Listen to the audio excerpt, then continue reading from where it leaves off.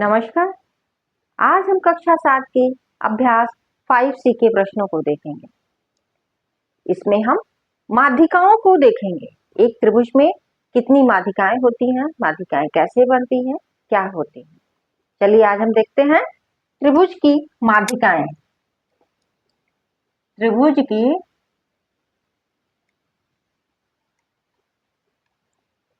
माध्यिकाएं।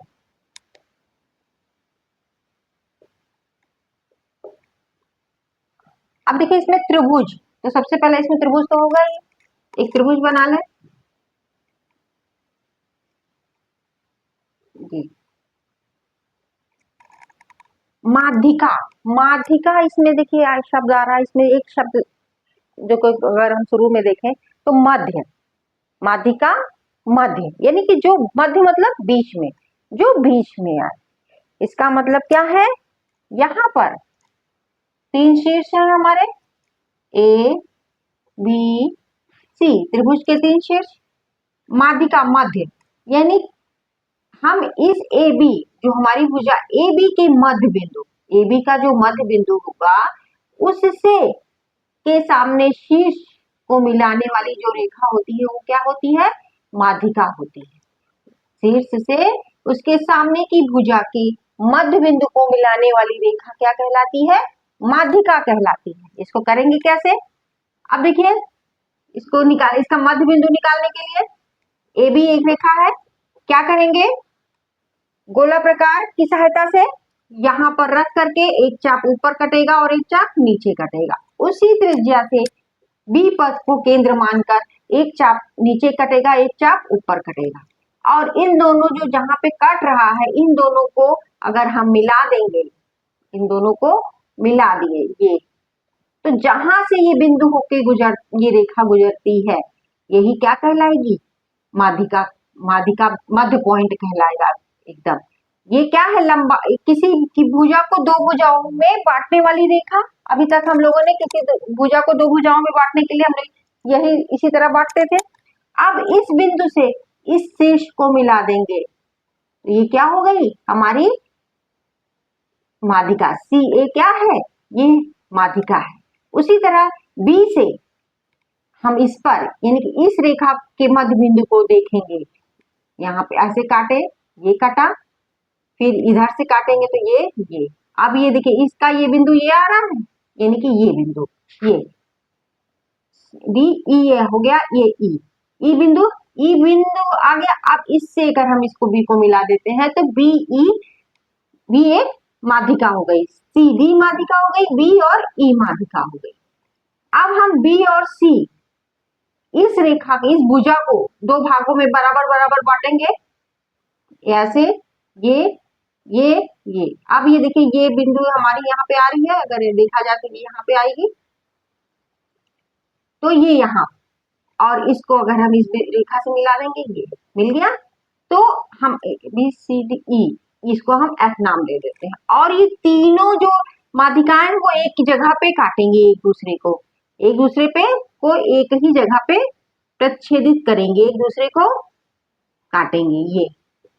ये हमारी क्या हो गया, ये ओ बिंदु हो गया। यानी कि किसी त्रिभुज में कितनी माध्यिकाएं हुई, 3 माध्यिकाएं होती हैं। माध्यिकाएं क्या होती हैं, त्रिभुज के एक शीर्ष को सम्मुख भुजा के, त्रिभुज के एक शीर्ष को उसके सम्मुख भुजा के मध्य बिंदु से मिलाने वाली रेखा ही माध्यिका कहलाती है।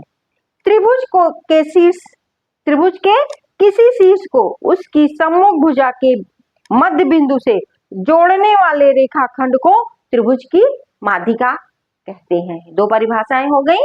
पहली क्या, माध्यिका त्रिभुज के एक शीर्ष से उसके सम्मुख भुजा के, एक शीर्ष से उसके सम्मुख भुजा के मध्य बिंदु को मिलाने वाली रेखा क्या कहलाएगी, माध्यिका कहलाएगी। दूसरा, त्रिभुज के किसी शीर्ष को उसकी सम्मुख भुजा के मध्य बिंदु से जोड़ने वाले रेखाखंड को माध्यिका कहते हैं। त्रिभुज की माध्यिकाएं एक ही बिंदु से होकर गुजरती हैं, अतः ये क्या होंगी, संगामी हुई।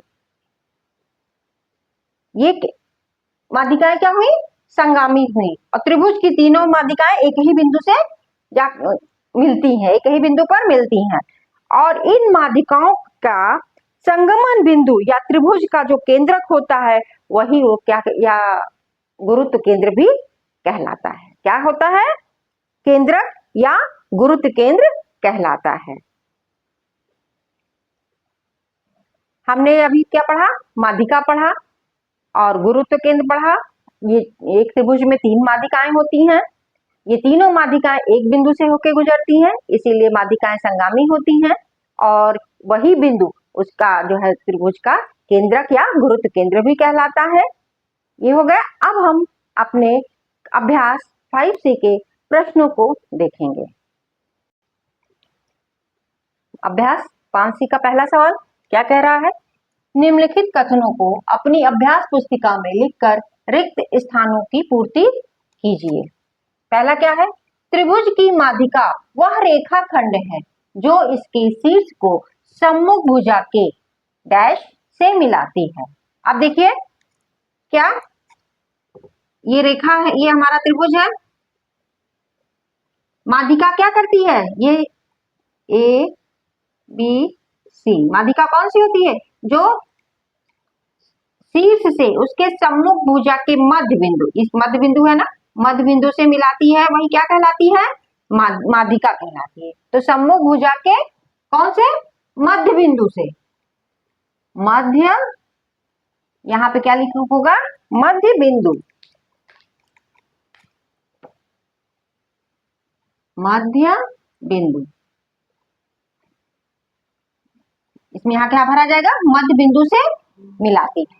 दूसरा, किसी त्रिभुज की माध्यिकाएं होती हैं, त्रिभुज की माध्यिकाएं, अब देखिए इसमें अगर एक की यहाँ पे देखिए तो इसका मध्य बिंदु मान लेते हैं ये है, तो ये यहाँ से ये, और यहाँ से अगर इसमें देखा जाए तो ये क्या है, एक ही बिंदु से होकर के गुजर रही है, इसलिए ये क्या होंगी, संगामी होंगी। क्या होती है, किसी त्रिभुज की माध्यिकाएं क्या होती हैं, संगामी होती हैं।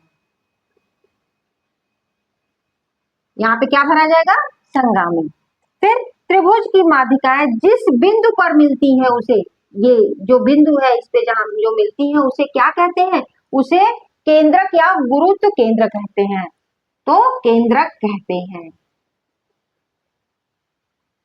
ये हो गए हमारे पहला सवाल।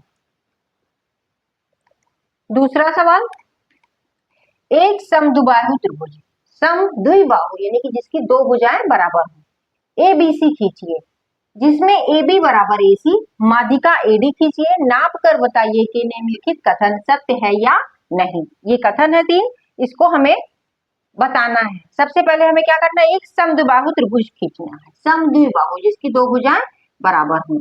देखिए 1 2, दो भुजाएं बराबर, ये वाली और ये वाली बराबर किया है मैंने। कौन कौन सी भुजा बराबर, AB बराबर AC, अगर A ये है तो B ये और C, यानी कि ये भुजा और ये भुजा बराबर है। माध्यिका AD यानी कि इन दोनों के मध्य बिंदु से ये माध्यिका खींची है AD, ये D हो गया। खींचिए, नाप कर बताइए कि निम्नलिखित कथन सत्य है या नहीं। ठीक है, अब ये हमारी जो है त्रिभुज बन गया जो इसमें कह रहा था उस हिसाब से। अब हमें बताना है कि इसमें जो ये कथन दिए हुए हैं इसको सत्य करते हैं या नहीं। ठीक है, पहला क्या है, AD BC पर लंब है, क्योंकि ये दो भुजाएं दोनों भुजाएं बराबर हैं, तो ये लंब ही, इसके सामने का ये कोण और इसके सामने का ये कोण, इसके सामने का ये कोण बराबर होगा, तो ये क्या होगा, लंब ही होगा। यहाँ पे कितने डिग्री का कोण बनेगा, 90 डिग्री का कोण बनेगा। तो यहाँ पे लंब है, तो ये बात क्या है, सत्य है। ठीक, AD कोण A को समद्विभाजित करता है, ये बात भी सही है, क्योंकि ये दो भुजाएं बराबर हैं और ये इस पे लंब है, ये बात क्लियर हो गई।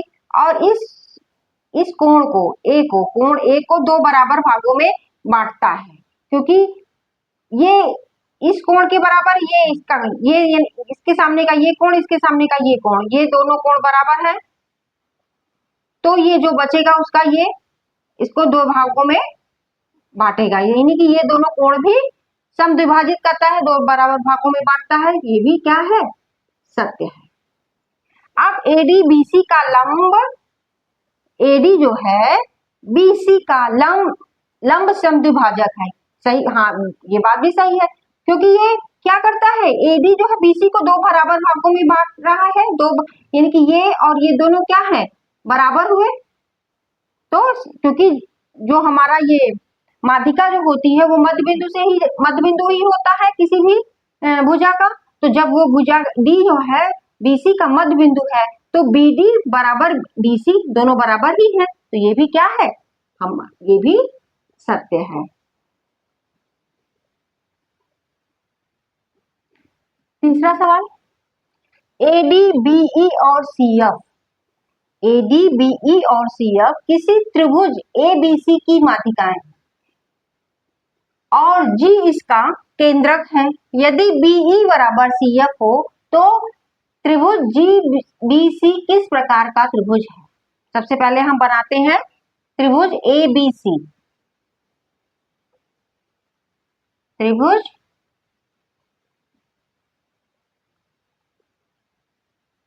एबीसी, ए बी सी त्रिभुज, और एडी बीई यानी कि एडी से जो माध्यिका आएगी ए से वो एडी, और बीई